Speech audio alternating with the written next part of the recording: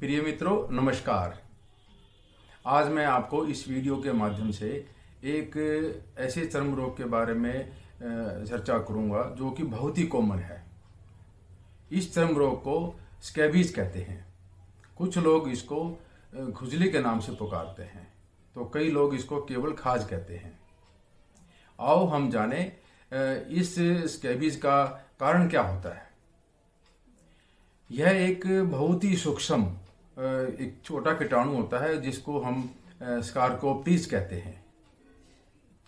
यह कीटाणु एक दूसरे के साथ सोने से या स्कैबीज वाले मरीज के कपड़े पहनने से यह कीटाणु मरीज के शरीर से एक स्वस्थ आदमी के शरीर के ऊपर पहुंच जाता है और उसके 3-4 सप्ताह में मरीज को खुजली हो जाती है। इस कीटाणु के अलावा और क्या सहायक कारण हैं जिनकी वजह से स्कैबीज होती है, जैसे overcrowding, poverty, poor hygiene. इन सभी की वजह से मरीज अपने कपड़ों को अच्छी तरीके से साफ नहीं रख पाता, हाइजीन का ध्यान नहीं रखता, जिनकी वजह से स्कैबीज होने की संभावना बहुत ज़्यादा होती है। इन्हीं कारणों की वजह से जेल के अंदर स्कैबीज बहुत ज़्यादा मात्रा में पाई जाती है। अधिकतर सभी कैदियों को स्कैबीज हो जाती है और इसी की वजह से कई बार हॉस्पिटल्स में भी स्कैबीज काफ़ी देखने को मिलती है। ट्रक ड्राइवर्स जो कि कई बार 8-8, 10-10 दिन के सफ़र पर निकल जाते हैं, रास्ते में उनको नहाने की, धोने की, कपड़े चेंज करने की सुविधाएं नहीं मिलती, तो ऐसे में ट्रक ड्राइवर्स में भी स्कैबीज काफ़ी देखने को मिलती है। आओ हम जाने कि स्कैबीज के लक्षण क्या क्या होते हैं। स्कैबीज का सबसे महत्वपूर्ण लक्षण है मरीज में बहुत अत्यधिक एक्सट्रीम खुजली का होना। यह खुजली विशेष तौर पर रात के समय ज़्यादा होती है। मरीज को हाथों की उंगलियों के बीच में छोटे छोटे दाने बन जाते हैं और इलाज न लेने से वे दाने फुंसी फोड़े के रूप में बदल जाते हैं। यह भी आप लोगों के लिए ज़्यादा जानना जरूरी है कि जो छोटे छोटे नन्हे बच्चे होते हैं, जो कुछ महीने की एज के होते हैं, उनके अंदर स्कैबीज के लक्षण कुछ अलग प्रकार के होते हैं। जैसे ऐसे बच्चों की हथेलियों में, तलुओं में छोटे छोटे खुजली के दाने बन जाते हैं और इलाज न लेने की वजह से कुछ समय के बाद इन बच्चों में ये छोटे दाने पूरे शरीर के ऊपर भी निकल सकते हैं। क्या ये स्कैबीज एक छूत की बीमारी है? यस, यह एक बहुत ही अत्यधिक छूत की बीमारी है। ये बहुत तेजी से एक मरीज से दूसरे स्वस्थ आदमी के ऊपर बहुत जल्दी से फैल जाती है और इसके बाद से अंदाजा लगाया जा सकता है कि जैसे पति और पत्नी दोनों में यदि एक को भी खुजली हो जाती है तो दूसरे को बहुत जल्दी से खुजली लग जाती है। इसी प्रकार मदर और बच्चे का हिसाब किताब है। जैसे मदर को खुजली हो तो बच्चे को जल्दी लग जाती है, बच्चे को यदि खुजली हो तो मदर को बहुत जल्दी लग जाती है। हॉस्टल में जैसे एक रूममेट में से एक रूममेट को खुजली हो जाए तो दूसरे रूममेट को खुजली बहुत जल्दी से लग जाती है। अब ये जानना जरूरी है कि स्कैबीज की पुष्टि कैसे करें। स्कैबीज की पुष्टि के लिए किसी भी प्रकार के खून की जांच करने की कोई आवश्यकता नहीं है। कुछ ऐसे पॉइंट्स होते हैं जिनकी वजह से हम स्कैबीज की पुष्टि कर लेते हैं। जैसे अभी मैंने बताया कि रात को बहुत ज़्यादा खुजली होती है। दूसरा, उंगलियों में और जेनिटल पे, गुप्तांग पे खुजली के बारीक बारीक दाने बन जाते हैं और पेशेंट के संपर्क में आने वाले फैमिली सदस्य हैं, रूममेट्स हैं, इनको भी खुजली का होना भी एक अच्छा सबूत माना जाता है। इसके अलावा हमारा जो एक्सपीरियंस है उसके हिसाब से भी हम कई बार स्कैबीज को तुरंत पहचान लेते हैं। आओ हम जाने कि स्कैबीज के अलावा अन्य कारणों से भी खुजली हो सकती है। उन कारणों की हम कैसे पहचान करें। ऐसा हम मरीज की बहुत अच्छे ढंग से गहराई से हिस्ट्री लेते हैं, गहराई से पूछताछ करते हैं और उसकी बॉडी की जांच करते हैं। इनकी दो की सहायता से हम मरीज की ये पहचान कर पाते हैं कि मरीज को खुजली है या खुजली के अलावा कोई अन्य कारण है। एग्जाम्पल के तौर पे जैसे मान लिया कोई 2 महीने का बच्चा है और उसकी मदर को खुजली बिल्कुल नहीं है और बच्चे को खुजली बहुत ज्यादा है, तो बच्चे को जैसे 2 महीने से खुजली है तो हम ये मान के चलते हैं कि बच्चे की खुजली मदर को जरूर लगनी चाहिए। और बच्चे की खुजली मदर को नहीं लगी, मदर नॉर्मल है, तो हम कह सकते हैं कि बच्चे को स्कैबीज नहीं है। इसी प्रकार जैसे गर्भवती महिला है, गर्भवती महिला के जो उंगलियों के बीच में खुजली बिल्कुल नहीं है, महिला का जो छोटा बच्चा है अलग से उसको कोई खुजली नहीं है, हस्बैंड को नॉर्मल है, फैमिली हिस्ट्री कोई है नहीं, तो हम कह सकते हैं कि इस महिला को प्रेगनेंसी की वजह से खुजली है। इसी प्रकार से मान लिया कोई ओल्ड मैन है, उसको बहुत दिनों से खुजली है और उसके उंगलियों के बीच में खुजली नहीं है, कोई फैमिली हिस्ट्री नहीं है और जो स्किन उसकी पूरी बॉडी ड्राई हो गई है और बारीक बारीक छिलका है, सफेद सफेद छिलका है, तो हम कह सकते हैं कि इस ओल्ड मैन को खुजली उसकी उम्र के हिसाब से खुजली है, सिनाइल प्रोराइटिस जिसको हम कहते हैं। इसी प्रकार से कई बार खुजली लीवर और किडनी डिसऑर्डर्स की वजह से भी खुजली हो जाती है, उनमें सीरम बिलिरुबिन और ब्लड यूरिया की अधिकता की वजह से खुजली हो जाती है।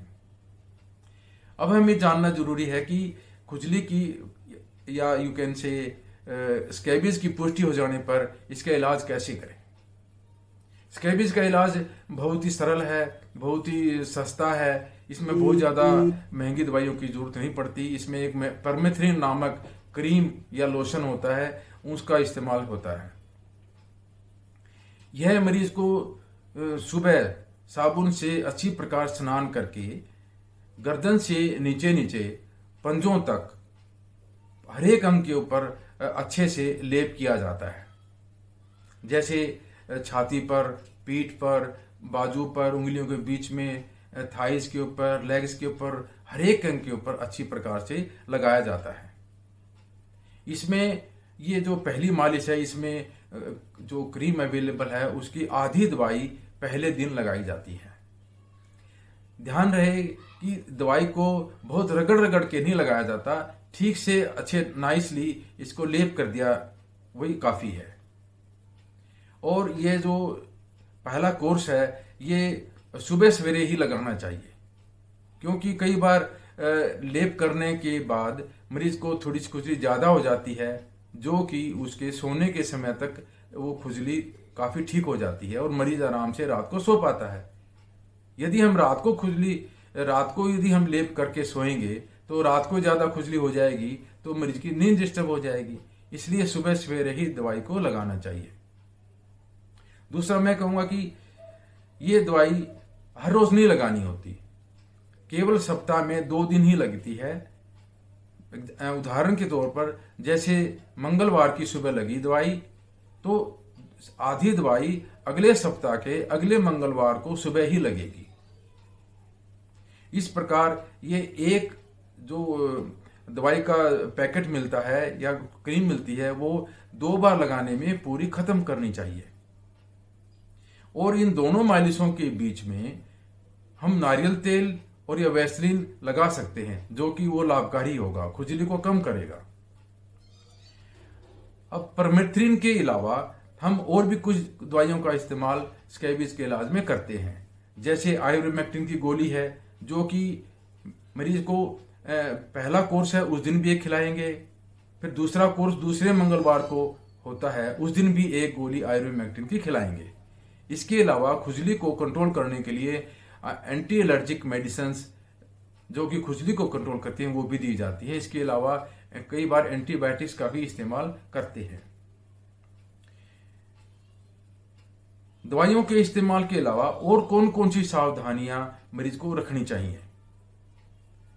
मालिश के अलावा मरीज को ये हिदायत दी जाती है कि उसको अपने सभी प्रकार के पहनने वाले, ओढ़ने वाले, बिछाने वाले सभी कपड़े को अच्छी प्रकार साबुन से धो करके उनको प्रेस करके तब उनको इस्तेमाल करें। कई बार ऐसा होता है कि इन कपड़ों को अच्छी प्रकार धोने में असमर्थता होती है। जैसे कोई रजाई है, उसका अस्तर नहीं है, कंबल है, उसको धोना कई बार कठिन होता है। तो ऐसे में इन कपड़ों को 3-4 दिन के लिए धूप में डाल दें। उससे क्या होता है कि जो उन कपड़ों में कीटाणु हैं वो 3-4 दिन में मर जाते हैं और हम उसको दोबारा से पुनः इस्तेमाल कर सकते हैं। इसके अलावा ये बहुत इम्पोर्टेंट है कि मरीज के संपर्क में आने वाले सभी परिवार के सदस्य हैं या रूममेट्स हैं या जो भी है, जिनके संपर्क में जो परिवार के सदस्य हैं उनको इसी प्रकार से मालिश का लेप जरूर करना चाहिए, अन्यथा ये स्कैबिज दोबारा होने की संभावना बनी रहती है। इसमें खाने पीने का कोई परहेज नहीं रखना होता, इसमें कोई खाने पीने परहेज की जरूरत नहीं है। अब खुजली पूर्णतया कितने दिन में ठीक होती है, ये अक्सर मरीज पूछता है। तो उसका जवाब ये है कि भाई पहले कोर्स करने के बाद अगले 7 दिनों में अधिकतर मरीजों की 50% खुजली ठीक हो जाती है और पूर्णतया खुजली ठीक होने में 3 हफ्ते कई बार लग जाते हैं। अब स्कैबिज की कॉम्प्लिकेशंस क्या क्या हो सकती हैं? सबसे कॉमन कॉम्प्लिकेशंस है सेकेंडरी इन्फेक्शन का होना।